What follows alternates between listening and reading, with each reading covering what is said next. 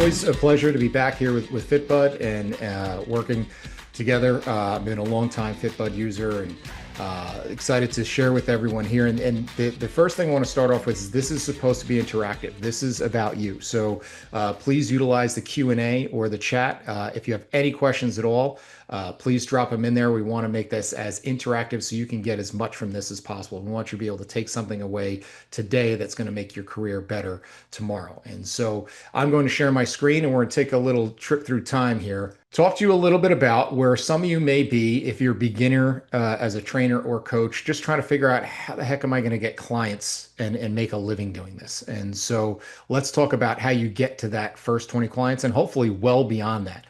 And so if we take a trip back, we're going to go back and it's almost 27 years to the day that I made the leap and said, I'm going to start a career in fitness. Now, when I started out as many people do in a big box gym.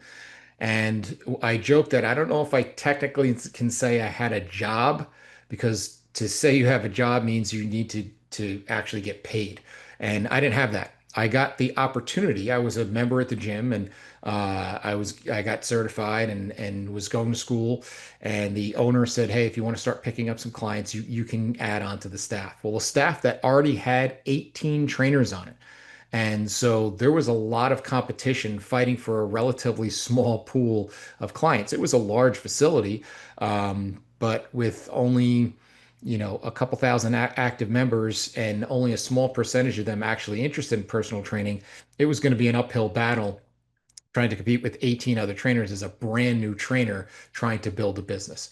So I had to learn fast and I had to learn a lot by my mistakes. And as one of my mentors who told me that the key to success is to fail fast with feedback and learn from it. And so let's kind of talk about some of the lessons that I learned and some of them the hard way. And hopefully you don't have to learn them the hard way as well. And so I'm going to go through some of these lessons. I kind of put together a quick little top 10 things that I took away or 10 things that I took away from this that hopefully you can now take away and utilize starting tomorrow. Okay. So the first thing that I picked up on was that there was trainers in the gym who, when I watched them train people, I was really impressed with their training. Um, Meaning that what I thought they did in terms of X's and O's and the execution of actually training someone to make them better, they were not really good at all. But they seem to have this loyal following of people that continue to show up for them week after week.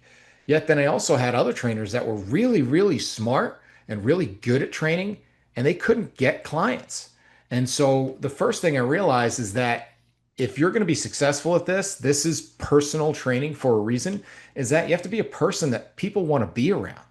And so, a lot of the misconceptions that we have as an industry as being a personal trainer is we have this drill sergeant type of mentality that, oh, we're going to beat people up and oh, we're going to yell and scream and get people to do a bunch of burpees or get them to sweat and get them really tired and beat them up and make them sore. That's not reality, right? And if it is, it's not going to last very long because people will deal with the drill sergeant mentality for only a little while, especially if they're paying for it and they're doing it willingly. If you're someone on a team and your coach is that way, you don't have much of a choice. The coach is the coach, and you have to earn their respect to get a position on the team. If you're in the military, that's it. You have to take that. But if I'm a paying customer, I don't have to deal with somebody yelling at me all the time or somebody beating me up or someone that's a complete jerk that I don't want to be around. And so the first thing you realize is that you have to get good with people. And that's not easy all the time. Me personally, I'm more of an introvert. I'm not really naturally someone that will go up and just talk to people easily like others can. And so this was a skill that I really had to work on and learn how to connect with people. And so it's not always about the X's and O's because, like I said, I knew some really, really good trainers who could not get clients, and I knew some really lousy trainers who had a full book of clients. And most of it was because people just liked them. Now, the second thing is that people are paying because they need help. And that means it's not about you. When I first started out, I was involved in bodybuilding and I could have really easily made everybody do a bodybuilding routine. But the reality is that 99.9% of the people that we're going to train aren't going up on stage in their underwear with judges in front of them. They're just looking to feel a little better. They want to look a little better. They want to be able to go throughout their day, maybe perform a little better, but they're not looking to go to the extreme that I was. And so to impose my own goals onto everybody that was training with me would have been silly. And so I had to learn early on that it's not about me, that I had to learn how to understand people and what they wanted because they were coming in with a problem. They were coming in and saying, help me. I've joined this gym or I've tried working out on my own and it's not working. I need somebody to direct me. I don't know how to get to where I need to get to. And so, to steal a great analogy from someone I've had on my podcast, Luca Hocevar, he said, we are Sherpas. We're there to help guide people up the mountain. We can't do it for them. We can't carry them up the mountain. That's not our job. Our job is to show them the safest, fastest way to get to where they want to get to. And so a great Sherpa knows the routes. They know the safe ways to go. They know when to push and when not to push. And most of all, they need to know the people that they're with. And so you need to understand why people are there.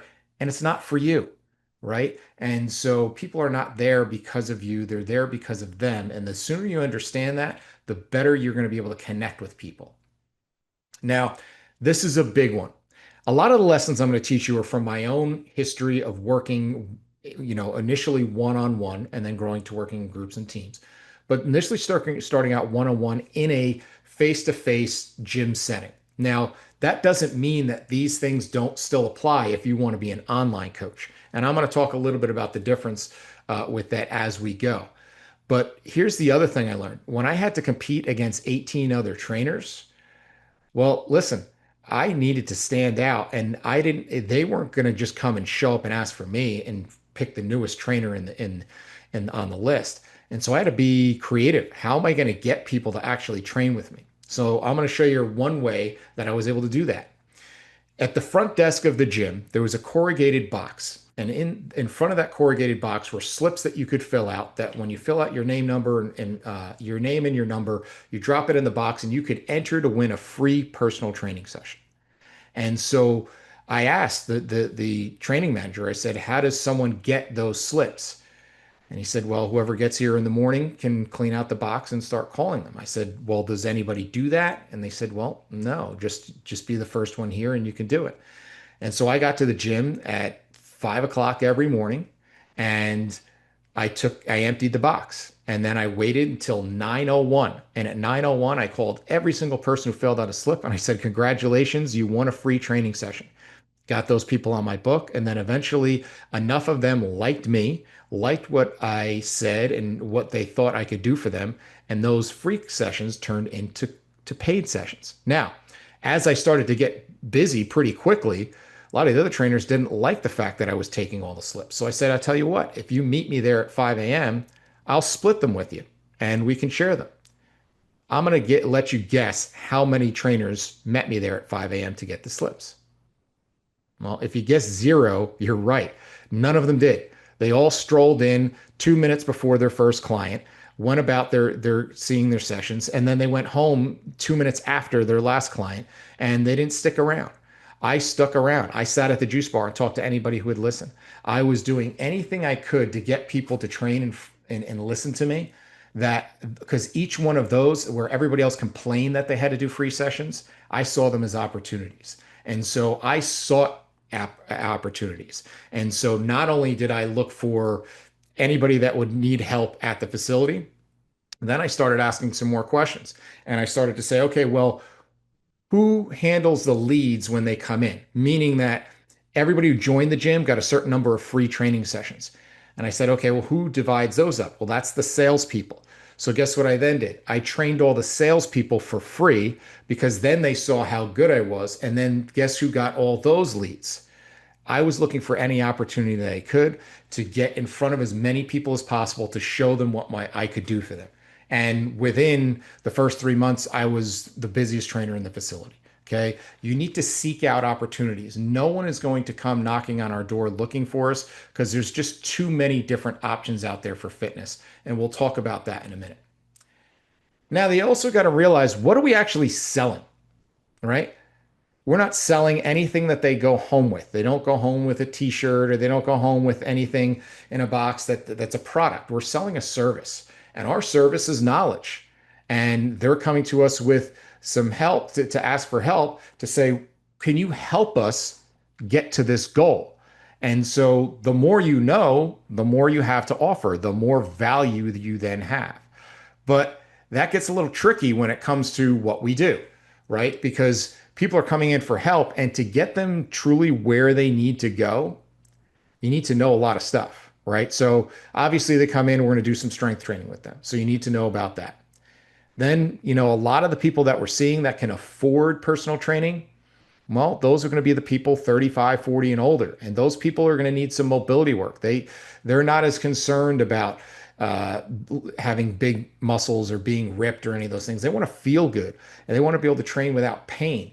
And so understanding mobility is going to be pretty important. And function. How can I then take this and I want to be able to play around the golf without having to take Advil? I want to be able to pick up my grandkids. I want to be able to get out of bed and walk down the stairs without my knees aching. So you need to understand how I transfer my training into some level of function. Then there are going to be goals of body composition and understanding what are the keys to get someone to be a little bit leaner, to add a little bit more muscle, and how are they going to fit that in with their current lifestyle. Then you have to understand that there's a lot of other things that go into training other than reps and sets. It's things like sleep, because your training is only as good as your recovery, and your number one recovery tool is sleep. So understanding how sleep plays a role, understanding how nutrition plays a role. What about their aerobic health in terms of what are they doing for cardiovascular training? And is it checking all the boxes that you need to? Because cardio is not just a thing either. We need to understand the different zones of cardio and the different levels of intensity and energy systems if we're going to properly prescribe some type of aerobic exercise. And then understanding the full spectrum of recovery, that it's not just sleep and nutrition, that there's other factors that come into play. And understanding the recovery tells you how much and how hard they can train. Then what if they have performance goals? What if you have someone who is either a competitive athlete or a weekend warrior? Do you understand their sport and the demands of their sport and how to get them to be better at that? And then understanding how their habits and behavior come into all this. Now, that's a lot. All right. And so with that, we need to know a lot about a lot. And so we can't just be a mile deep, right? And I found this along the way a lot in my career, where I found people who got super into one thing. They got really into powerlifting or kettlebells, or really into Pilates, or they got really into some aspect of fitness, which is awesome. We need some level of expertise, and that may be something that allows you to stand out. But if you don't understand all those other things back here, well, that mile deep really is going to in turn limit you, right? The more you can be a mile wide as well as a mile deep, the more people you can help, the less limitations you have as a coach or trainer. And so we need to understand that our knowledge needs to span across a lot of different spectrums if you're going to be able to cater to a wide audience. Now, here's the next thing. When you have 18 trainers, I need to figure out a way to stand out, to be unique. My thing that made me stand out is that I was able to handle people with limitations. What does that mean? So when someone came into the gym and they had some sort of limitation, they had previous low back pain, they were overcoming a knee issue, ankles, hips, shoulders, you name it. Whatever they had, if they presented with one of those things, a lot of the other trainers would shy away. They get nervous. And meanwhile, I would lean into it because I took the time to learn how to work with people with those limitations. I was lucky enough that my brother was going to physical therapy school as I was coming up as a trainer. And so I was able to learn quite a bit from him. I then took his lead of who he was learning from, and I took a deep dive into that, not to try to be a physical therapist, but to understand what was within my scope so I can better help people so they can move well, so I can work and build relationships with physical therapists. And guess what? When I started doing a really good job with someone who came to me who was also working with physical therapists, I would reach out with them and they would say, what are you doing with this person? Because I'm getting much better results with this person than any of my other patients. And guess who the first person they thought of next time someone came in with a knee or a hip or a low back? They said, you should try working with this guy, Eric, because one of my other patients work with him, and their turnaround time was so much faster. And they're able to go back and now do all the things that they want to do. That was my unique selling proposition. That's what made me stand out in the crowd. And where other trainers shied away, I leaned in, and that made me stand out. And so that helped me rise pretty quickly and become known as that. And then as I went through my career, that only went that much more.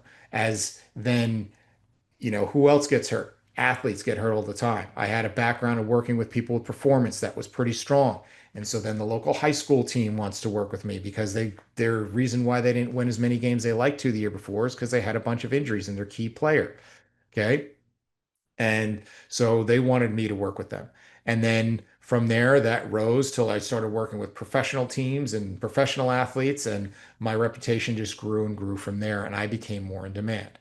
Now, here's one of the challenges that you have, especially if you're an online coach, is that what is going to make you any different?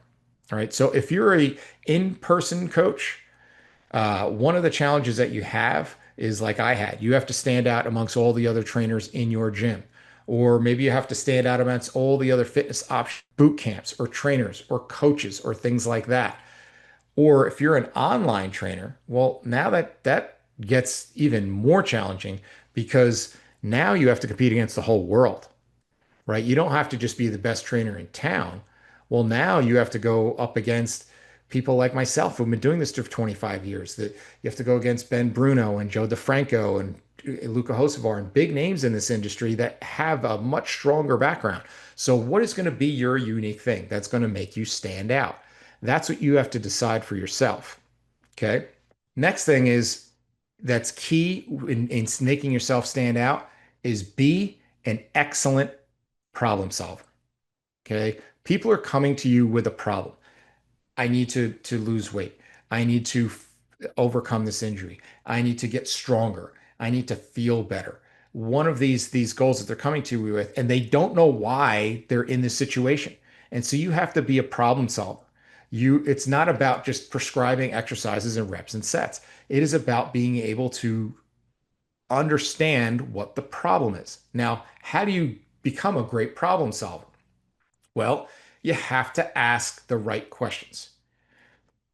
What most people do is when a new client comes in, is they'll say, "What is your goal?" They may or may not pay attention to the answer and then say, "Great, let's get to work." And they're so quick to jump into exercise. And I made this mistake myself, is I was so quick that I wanted to impress you with all the anatomy terms and all of the kinesiology that I knew and all the fancy exercises that I knew. And I wanted to impress you with that until I realized that that's not what people are there for. They're there because they have a problem and they don't really care how you solve it. They just need you to figure it out. And so the more questions I asked, the better I got at training. And so I always say a great service professional asks not only the first question, they ask the second question. Okay. What does that mean?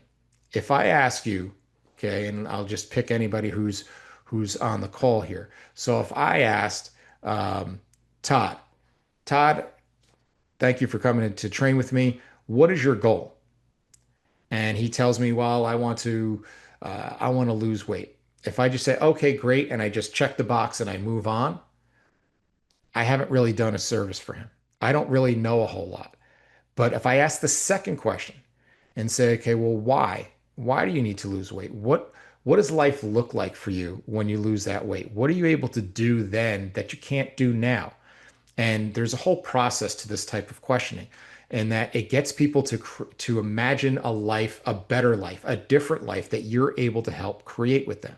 And that creates a much more powerful connection. And so with that, I'm going to say, well, what is that? What does that look like? And they say, well, now I can put on, clothes without having to worry about, how I look when I go out in public. Or it means that I can take my shirt off at the beach, or it means that I can now do this or that. And now I have a deeper connection. That's their why.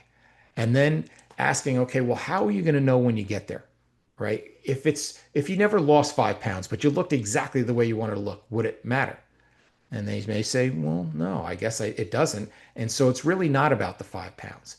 It's about a feeling. It's about a look. It's about an image of who they want to be, someone different than they are now. And asking that second question is what leads you down the road there. I can't stress this enough. And so in courses that I teach, we talk about asking key questions. We have an actual script of 7 key questions you should ask every client when you start off with them.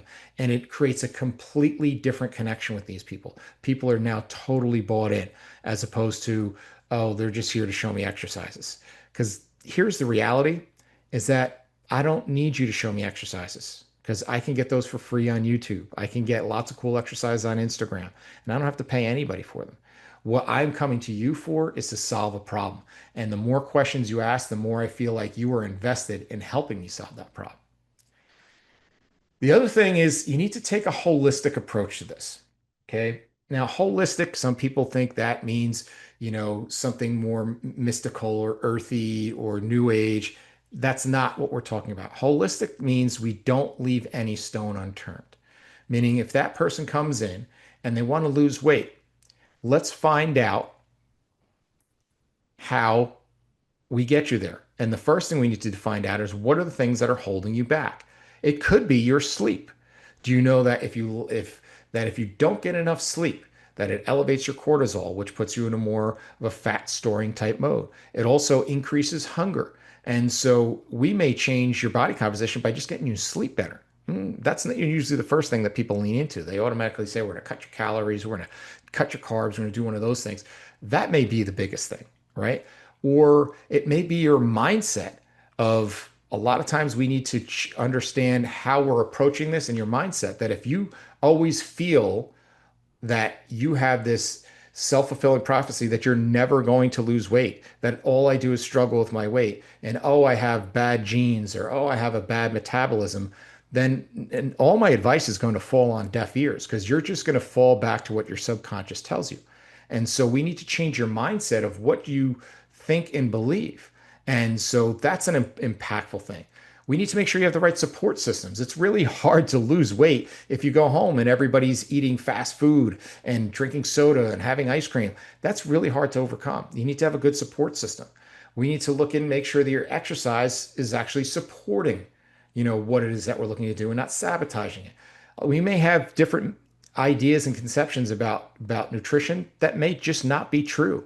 And so we need to communicate that. And so that's what a holistic approach is, right? It's really looking at everything through a wide lens and not just zeroing in on things.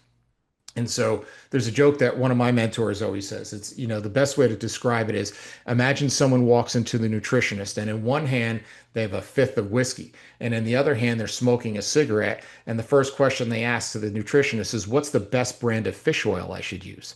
Well, does it really matter? Right? We need some bigger things that we need to solve first. And so that's what taking a holistic approach is that we need to understand what are the big rocks here that we need to uncover before we go into a lot of the granular stuff that everybody's talking about on social media. And that's really the art of this is meeting people where they're at, right? If you can have one really special skill, right? And this is the skill that I try to work on constantly. Because if I'm really good at meeting people where they're at, whether it's with their training programs, right? I always say for a program to be really, really effective, it needs to be 2 things. It needs to be challenging, but they need to be successful at it. So just for an easy example, let's say you can bench press 200 pounds for 5 reps. Well, if I give you 100 pounds for 5 reps, it's going to be really easy. You'll be really successful, but you won't really be challenged. And if it doesn't challenge you, it doesn't really change you. Well, what if I told you to do 300 pounds for 5 reps? Well, that's going to come down awful fast, probably saw you in half. And guess what? You were really challenged. You're just not going to be successful at all. And so the art of meeting where you're at is let's try to get 205 for 5. And that's going to be right on that edge of your ability. And that's just one example. That's within their training. It may be even where they're at in terms of their nutrition, where they're at in terms of their daily habits. And if we say, okay, here's what I expect you to do, and here's my program. Starting Monday, I need you to count all your calories. I also need to make sure you hit all the exact numbers of macronutrients. I also need to make sure you hit this detailed training program I put together and you don't skip a single workout and you log every single rep and every single weight that you do. And then I need you to go to bed at a certain time, wake up at a certain time with perfect sleep in between. And then I need you to do this special morning routine that I learned from a biohacker every morning. And then throughout the day, I need you to drink this amount of water and I need you to journal and I need you to do all these other things. This person is going to be so overwhelmed that you know what they're going to end up doing out of all that? Nothing. They're going to be paralyzed by all the information that you give them. Whereas if I can meet you where you're at and say, okay, here's what I think our biggest issue is. I think our biggest issue right now is that you need to make movement part of your day every day. And so could it be walking your dog? Could it be that you're going to take a 10-minute walk after dinner? Could it be that we're going to find something that you like to do that we can now get you engaged with that's going to get you moving where it doesn't feel so much like a chore and like work. For one of my clients, it was ballroom dancing. For another one of my clients, it might have been pickup soccer. Another one of my clients, it might have been something completely different. It's finding out where people are at and meeting them right there and pushing them just outside of that comfort zone, not giving them this whole detailed program. I've had clients, and the clientele that I specialize in my own coaching is guys over 40. And I've had clients who've come to me who have gone to some of the biggest names in the world, people who have hundreds of thousands of followers, and they've gotten programs from them. And when I ask them to share those programs, they're really detailed journals that have all these different metrics that are in there, is this whole very specific program. And you know why those programs weren't effective? Because people didn't do them. They were too overwhelmed. It was too much information. It was more than they could handle. They just wanted somebody to tell me, okay, what do I do tomorrow to be successful? And then once I get to tomorrow, then tell me what I do the next day. And so meeting people where they're at is one of the biggest keys to really be successful and get people bought in. One of the ways to do that that I found extremely helpful is to find mentors. All right. So we all remember Mr. Miyagi from the Karate Kid. He was a mentor. All right. You could have easily gotten a book and looked up all the different forms and all the different movements, right, for martial arts, but you're never going to learn the wisdom that he can give. I read a lot of books when I was starting out, and I took every course I possibly could, and I had a ton of information, but I didn't know how to actually utilize it. It was mentors who showed me what was the best path, the most efficient path, when to use each one, because I was just overwhelmed with information. Even my assessment process, which I'll talk about in a minute, that was overwhelming even for me. And so I had to figure out a way to streamline it and make it more effective. That the more that I learned, the more that I realized that I really don't know. And so really having wisdom is understanding that and understanding that it's okay to tell your client, I don't know, where I was afraid to say that 20 years ago. Now people trust me more because I tell them I don't know. And so that comes from wisdom. That comes from working with a lot of people. And if you don't want to spend 25 years learning that, find somebody who has. And so they can skip you along that process. Now, I talked about assessments. Assessments are critical. Now, there's a lot of different ways you can assess. I've been a lead instructor and on the education team for Functional Movement System, which has an entire system for assessing movement. This is me at the Major League Baseball Combine, leading all their movement testing there. And so I have lots of different testing and assessment that I am able to do. But I learned through all my mentors some pretty, in-depth testing and assessment processes, but I don't use them all the time. And the reason I don't use them all the time is because I don't necessarily need all that information on every single client. But I do have a baseline assessment that I do with everyone. And so that assessment is going to include everything from looking at their movement to looking at their lifestyle, their nutrition, their medical history, their injury history, their training history. All of this stuff gives me incredibly valuable information. And that valuable information allows me to write a better program. The more I know about you, the better program I can write. So we always say, don't guess, assess. And so if you're going to do an assessment, here's the checklist that you want to make sure. Whether you do FMS, whether you do any type of assessment, it doesn't really matter to me. Just make sure that it does these things. Make sure it's reliable and repeatable. And that's important. When I grew and had my own facility and I had 8 trainers working underneath me, I needed to have it where whether Mike or Jay or Kirsten or Nicole assessed you, that they would get the exact same results than if I were to test you. And so that's having a repeatable and reliable system that's not dependent on the person doing it, because if not, it kind of takes away from the value of that testing. The second thing is this just gives you some foundational baselines. I had a new athlete started with me yesterday, and she's a high level softball player. And when we're done with her assessment, the first thing I tell her is what you just did is you just wrote your program for me. I don't really have a vested interest whether you do mobility work, whether you do strength, whether you do power, whether you do speed, or you do all the above. You tell me what you need, and you do that through your assessment, and that gives me some baselines of where we're at. Are we where we need to be in terms of those things, or is it something we need to increase, and where specifically we want to do it? And that basically drives how I write your program. And that's what I mean about having actionable findings. Actionable findings means I can actually do something with this information. There's tons of really cool technology out there, and I'm friends with people who are performance directors and head strength coaches in every major sport, and they have access to all the tools and gadgets, and they tell me all the time, as much as it is cool, a lot of it is eyewash, meaning there's a lot of information that we don't necessarily do anything with. I worked in the NFL for 9 years. We had tons of data on players, and a lot of that data just kind of went in a spreadsheet and didn't get utilized for actionable things that we did something about. And so you need to make sure that whatever you're testing or you're doing as part of your assessment, make sure it's something you actually have a recipe for, or you're going to have an action for. And as I said earlier, that drives all your program decisions. Right now, I'm no longer guessing. I have a really good idea of exactly what you need. And because of that, my program is going to be that much better.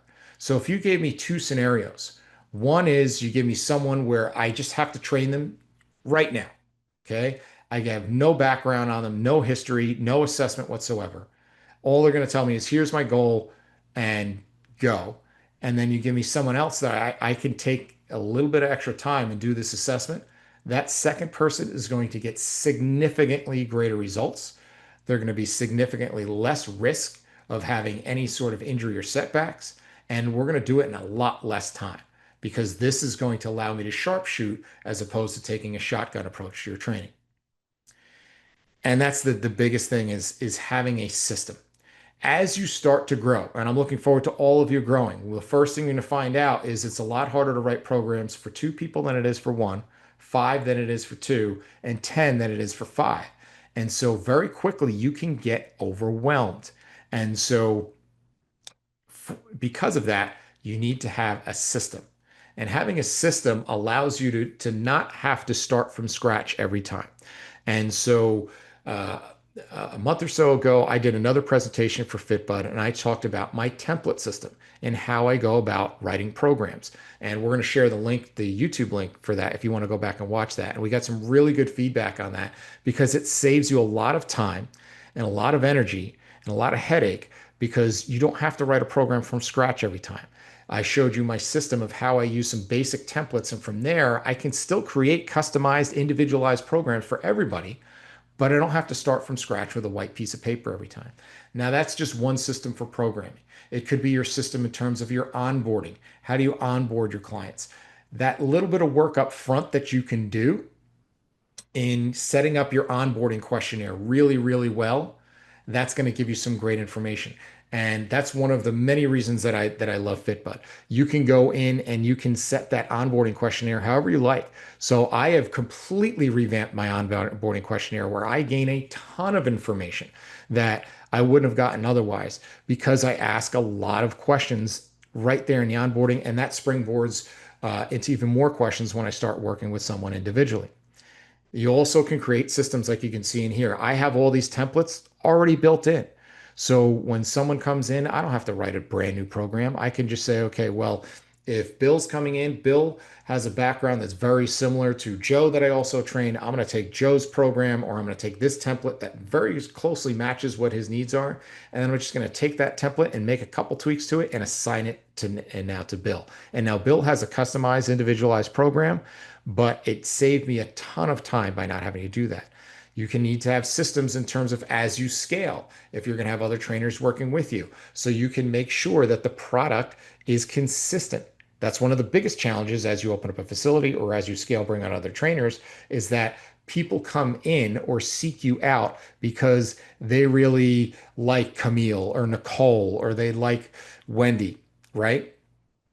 And now, as you expand and now you bring on other coaches, they're wondering, am I going to get the same service as when I had, you know, Nicole or Camille or Wendy? And so, how do you replicate yourself? I had to do this when I had 8 trainers working with me. You need to have a system to say, this is the system that we're going to go by in terms of what we do with a client when they walk in the door, how we're going to onboard them, what does their first steps look like in terms of the session, how do we set up their program, how are we going to revise and change their program, when, how, when, oh, and where. All of those things can be systemized. And the more you systemize it, the less you have to do in the hand holding. And it also allows that system allows for the people underneath your staff to express their talents. And it gives a much more consistent, reliable product. And that's why it's so key to have systems in place that allow you to replicate yourself, because as you grow, you're going to need this. There's no way you can get beyond that first 5 to 10 clients and not have a level of system without getting burnt out. Why? Because it's very difficult as it is in this industry, right? We need to get people when they're available. When are they available? Before work, after work. That means our days are stretched and long as it is. Adding more additional work to that, where we're writing programs until 10 o'clock at night, or we're jamming in to make sure we have everything ready for someone's session at 6 a.m. We don't want to have to worry about that. Systems are key. And I can tell you that FitBudd allows for a really good platform to do that. Whether it's the onboarding, whether it's the planning your workouts and programming, whether it's the scheduling, all of that stuff allows me to not have to do a lot of the extra legwork that I used to be able to do. Now, I say all this, and I am not paid by FitBudd. I am just a very, very loyal, happy customer since their early days and when they got started. And it's as they've continued to grow, I've been very excited to see all the different things that they've added, because it allows me to do exactly what we're talking about. Is allows me to do a lot of these things that are in these 10 lessons that I've learned and be able to do them in a more streamlined, effective way and scale. Now, before we open it up to any more questions, and let's get in either the Q&A or the chat, whatever's easier for you, and ask any questions that you have. I'm just going to take a couple minutes and share with you something. So I need you all get your cameras out and on your phone, and because I'm going to show you about if I want to learn more about this. We only have a limited amount of time here, where obviously I could take this and teach this for days. So what I'm going to do is this. I want to ask you to take a picture of that QR code. What my partner, Mike Perry, and I have a company called the Principles of Program Design. And what we do is we do trainer development. We develop the best trainers and coaches in the world. And we teach you all these types of things. And what we did is to say, let's give someone a starting point. We created an ebook and a webinar that you get given to you over the course of 3 days. And what that is part of our Forever Client formula. And here's the other secret to all this. You can get your first 20 clients, but if you can't keep them, it doesn't matter, right? Because you're going to have a bucket with the hole in the bottom that you're going to keep trying to fill. And eventually there's not enough clients out there for you to get. There's not enough people in your gym. There's not enough people in your town. And especially if you keep running through them and you don't have a great reputation, that's harder and harder to fill that bucket. But if you can keep people there and create what we call forever clients, then it makes your life so much easier. You don't have to go out and keep reselling because clients don't leave you. And so all of these things that we're teaching you here is to try to get that forever client. And so you grab this QR code, you get the free ebook. It also comes with a workbook as we work you through the 3 days and kind of give you action steps that you're going to do each day to take steps towards this. And so that's where the forever clients come into play. And so I would highly recommend that you take advantage of this and start getting clients that you can keep. Mike and I, when we went through our stats, and I had, as I said, 8 trainers underneath me, and we took the stats of every session, including the people that joined up that morning, and for every trainer, including my newest trainer all the way up to me, and even factoring all that in, our average client stayed for over 2 years, right? That's much better than a 30-day challenge or a 2 week trial. 2 years. Imagine if all your clients stay for 2 years. Now you get 20 clients staying for 2 years, right? That's a pretty good income you can have. And then if you can just gradually keep stacking on top of that, now you have a career. Now you don't just have clients. That's a big difference. And unfortunately, the stats show that as you're starting out, the critical time for you is going to be over the next 6 to 24 months. Why is that? Because the stats show that most trainers quit within the first 6 to 24 months. I want to see you past that. You're passionate enough that you're here today. You're passionate enough that you want to help people. And so that's why we're giving this away so you can get on the right road so you can actually make a career out of this. So the big thing that we always say is once you get to where you have a career, then you want to be the top 1%. You want to be the person that people seek out, that they will drive past 10 other trainers to get to you. They will scroll through 10 other trainers just to get to you because you have something unique. And that's when you can create real value. And now not only you keep your clients, but you can raise your rates significantly because you have a much higher demand. That's what the top 1% can do. They stand out. I have people that will drive 2 hours to a coaching session to see me. And so that is it. They drive past a lot of other coaches on their way here. And so that's why we want to get you to be at that level. We want you to be in that top 1%. Now we're going to open it up to some questions, but I'm going to let Ashwarya jump in and see if she wants to share anything before we do that. Thank you so much, Coach Eric. Those were truly incredible insights and some really great practical strategies. I hope every coach here learned something valuable today. We've reached the final segment, as Coach just mentioned. The floor is open to the Q&As. So if you have any questions for Coach Eric, please feel free to drop them in the chat. And while those start coming in, I'd like to take a quick moment to reintroduce FitBudd, especially for those who may have joined late or don't have access to the platform yet. So, in summary, FitBudd helps you grow your fitness business with the power of your branded app. Our platform is the only tool you'd ever need to seamlessly run your fitness business and build a robust digital brand. So if you're interested in experiencing FitBudd firsthand, we offer a 30-day free trial. I'll drop the link again in the chat. You can click on that link and you can book a demo with our team. We'll wait for some questions to come in. I'm not sure if it's Mike because it's both labeled fitness coach, if it's Mike or Mel or which one, but someone had asked about the key questions. So the key questions are a part of our foundations course. So PPD, and I'll explain um, a little bit about us in a minute. But the key questions are a series of, there's actually 21 questions that we have that we ask. The first 7 are questions for the client themselves. The second series is 7 questions if you have someone that comes in with any type of injury, which is pretty much everybody. And the third set of 7 questions is questions we need to ask ourselves once we've gathered all this information. So what I'm going to share with you is don't tell anybody. I'm going to share just the first 7 questions. So if you want to get a pen and paper, I'm going to fly through these here quickly. So the first 7 questions are, first is why are you here? Right? That's the most important thing we got to know. Why are you here? What are you looking to accomplish? That's number one. Um, the next thing is, as I said, how are you going to know when you've reached that goal? Is it a certain weight? Is it a certain pair of jeans you need to fit in? Is a certain thing you can now do when I can run a certain speed or I can throw a certain velocity? Third is, and this sounds a little weird, but I'll tell you why we ask it. Since we're going to start training, I always ask clients, let me ask you, do you think when we train that we build up or break down when we actually are doing the training? Now, does anybody know why I asked that question? If you want to just put it in the chat, why would I ask you if you know whether we're breaking down or building up?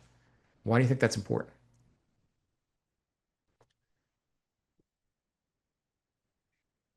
Give you a couple more seconds, and if not, I'll answer it myself. Why would I ask someone if when we train, we build up or break down? Why is that even important?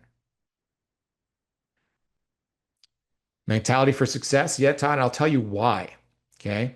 Is that I'll ask people that and they'll go, well, I think we build up. And I'll say, no, try again. And I'll say, we actually break down. And the whole reason exercise works is we challenge your body. And so if we just did a workout, guess what every cell in your body is doing, Todd? It's saying, oh my gosh, I don't know what he just did, but if we're going to keep doing that, I'm going to have to adapt. I'm going to have to either get stronger or more fit or more efficient or whatever it is you challenged. And so that is what makes the magic happen. But the magic's not happening here when we're in the gym. It's happening the other 23 hours a day in that reorganization that you actually come back better. And so what does that mean? That means it's just as important what happens the other 23 hours, if not more important than what happens here. And so what does that do? And why is that a mentality for success?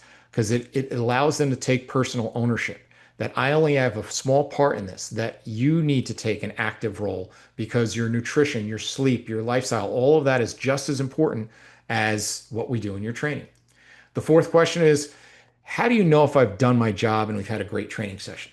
What do you think the answer I get 99.9% of the time is with that, right? Okay, it's two things. One is it was really hard and I sweat a lot. And two, I was really sore afterwards. And I say, well, that's perfect. I'll tell you what, I won't even charge you for the program. You can come to my house this weekend. I'm going to give you a bunch of yard work. You can cut my grass. You can clean out my shed. You can trim the hedges. You can do all this work. And I guarantee you'll be really sweaty and sore and it'll be really hard. It doesn't mean you're going to get the goal that you have. So we have to get them to understand that there's more to training than just getting sweaty and sore. Doesn't mean that you won't sweat or you won't ever feel sore. It means there's need to be a little bit more thoughtful than just that. Number five is finding out what is your history with training and exercise? What have you had success with in the past? And is there anything that didn't work for you? If I don't ask that question, I find out that I've had people that were scared to death to use a kettlebell because they got hurt once using a kettlebell. If I don't ask that question, I hand them a kettlebell day one, I've already lost their trust. Number six is, what do you see as your biggest obstacle that will stop you from overcoming your goals? If we don't understand that, we think that it's going to all be perfect and rosy. You're going to have tough days. What's going to be your challenge? And if we don't understand that challenge up front, we're not going to be able to overcome it. And last but not least is, what are some of the other physical activities that you do other than the exercise? Do you do any sports? Do you have any physical labor and that kind of thing? Because if you don't factor that in, and now all of a sudden you find out that they also have a Peloton, that they also do boot camp, that they also are a construction worker, well, that's going to completely change my programming. I want to know that up front. So, question here, are there any specifics for standing out online? A person you can make your personality, trust, and abilities more apparent, suggested for online. So the biggest thing that I can share there is to be 100% transparent. Let people know you. It's almost the same thing I said before. We all want to show the cool exercises that we know, and that may be the eye candy that gets them there. But it's the people want it, they go with people that they know and trust. So the more that you can express who you are, what you believe in, who you help, right? If you say I help everybody, well, then you can stand in the middle of Times Square and just put your hands out and everybody's a potential client and you'll end up getting nobody. But if you say specifically for myself, I help active and competitive guys over 40 who are looking to feel their best and stay competitive. That's who I work with. If you're not that, I could still help you, but that's who my niche is. And so guess what? Everybody who hears that, who's in that group, they're tuning into me and they can understand because I can relate to that because I am one of them. All right. And so that's my one suggestion for standing out. So just before we wrap up, if you have any more questions, please share them here. I'm just going to share a few more things with you. First is, how would you like to have access to uh, dozens and dozens of the greatest minds in the fitness industry, and you could do it for free? Okay. That is my podcast, The Principles of Performance. That's where Mike and I have some of the greatest names in the world. We were ranked in the top 30 fitness podcasts worldwide. We're also named one of the top strength coaches podcasts. And these are just some of the names. And if you don't know some of these names, get to know some of these names. All right. These are some of the brightest minds. These are the people, when I talk about having mentors, these are our mentors. These are our colleagues. And these are some of the best and brightest minds that we've had on. Think of all these people. If you can get them for an hour each and learn from them, that if they had a seminar with all this stuff, that would cost you tens of thousands of dollars. You can get that all for free in our podcast. Okay. And that's just at Principles of Performance Podcast. We're on all those services you can see below, whether it's Apple, YouTube, Pandora, Amazon, Android, and Spotify. If you have any questions for me, if you're someone that doesn't like to raise your hand, or you may think of something somewhere down the road, or you see this afterwards, this is how you can find me on social media or on my website. I actually have something on my homepage that is called Ask Eric. If you have questions, just shoot me that on there, and you can ask me any question you want. And if I don't have the answer, I'll find somebody that can. Last but not least, if you want to find out more about Principles of Program Design, this is all our social media here. You can also find out about all our courses. We have online courses. We have live courses. Our next live courses in the Boston area in September, as well as we have a mentorship where we are mentors for trainers and coaches and clinicians from around the world and help them be the top 1%. So final thoughts on here, and I see there's one more question I'm going to sneak in before we go, is this. Do I only offer one-on-one coaching, or do I also offer a lower ticket subscription? I have different tiers depending on how much access you need to me. I have where you can have access as much as once a week. I have access to where you can just get a program and you have no access to me. And so that price ranges from a lower cost thing where it's all independently programmed, where that's where the systems and the onboarding works, is I'm really diligent about doing the onboarding. And now with AI, it's even better with FitBudd, and that I can, based on your questionnaire, I can still give you a pretty good program. Now, you're not going to get a lot of interaction with me at the lower tiers, but as you need more hand-holding, you can get more and more touch points with me, whether it's once a month or whether it's once a week. And then from time to time, people may back off and just do a maintenance program, or they may up again to more hands-on coaching. All right, I think we got it all in. If anybody has any other questions, you know where to find me. Ashwarya, thank you very much again. Always awesome working with FitBudd. If you're not a FitBudd member, again, I'm not paid by FitBudd. I am just a huge fan. And if you have any questions about FitBudd, I'm happy to help you with those as well.